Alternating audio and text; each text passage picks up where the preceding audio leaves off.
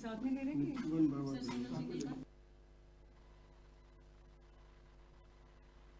एक सेकंड मेरी।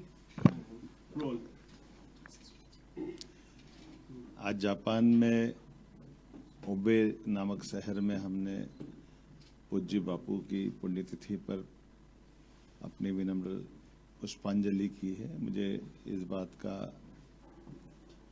एहसास है, महात्मा गांधी जी का समूचा जीवन भारतीय लोगों के लिए, खास करके 19वीं 20वीं शताब्दी के बीच में जिस प्रकार से बापू ने अपने जीवन का एक पूरा दर्शन, एक तरह से अहिंसा, स्वतंत्रता, मानवता, ऐसे कई गुणों से युक्त होकर के बापू ने सदैव सबका मार्ग प्रशस्त किया है।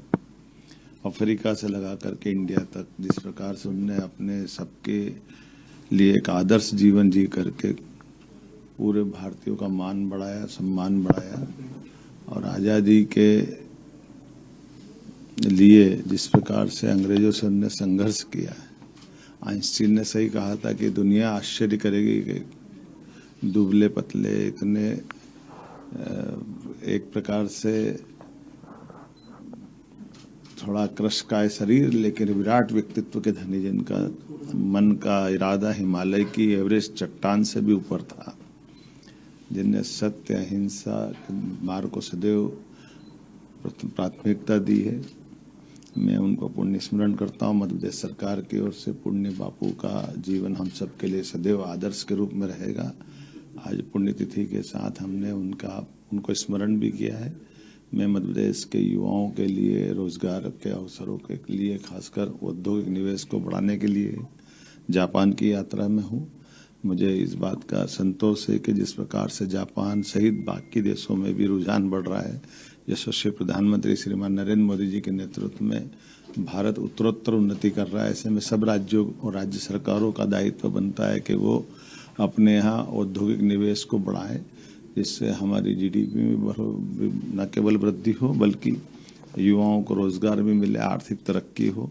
जापान वो देश है जहाँ आर्थिक संपन्नता तो है ही, लेकिन पर प्रौद्योगिकी के मामले में बहुत अच्छी उन्नत अवस्था है। रिसर्च को प्रोत्साहन देते हैं, जीवन अनुशासित जीते हैं, और कई प्रकार की संभावनाओं से भरा हुआ ये पूरा क्षेत्र है। हम आगे बढ़ करके जापान और भारत, खासकर मध्य प्रदेश के संदर्भ में ये यात्रा मील का पत्थर साबित होगी। मेरी अपनी ओर से जापान वासियों को भी शुभकामना, और मध्य प्रदेश वासियों के लिए खासकर यहाँ के बाद जब ग्लोबल इन्वेस्टर समिट 24 तारीख को होगी तो मैं उम्मीद करूँगा कि इस प्रकार से बहुत अच्छा प्रतिसाद हमको मिलेगा। आज एक और कष्ट को स्मरण करना चाहूँगा। बीते दिन अमावस्या के समय कुंभ में संगम स्नान में हमारे लिए दुखद घटना हुई है।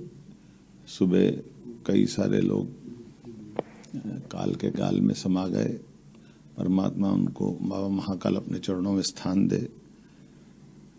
ये एक तरह से हम सब के लिए दुखद बात है। और मुझे इस बात की जानकारी दी गई कि 3 लोग हमारे भी मध्य प्रदेश के उस यात्रा के दरमियान अपने मोक्ष की, खास करके दुखद घड़ी में मोक्ष को उन्होंने प्राप्त किया है। घटना की जांच के उत्तर प्रदेश सरकार ने निर्देश जारी किए हैं, और आप सबसे निवेदन करना चाहूँगा कि अब जो जहाँ है वहाँ से सुरक्षित रहे, आने जाने के मार्ग का निर्धारण कर सुरक्षित यात्रा पूरी करे। मैं सभी पुण्यात्माओं के लिए पुनः बाबा महाकाल से कामना करता हूँ कि उनको अपने चरणों में स्थान दें।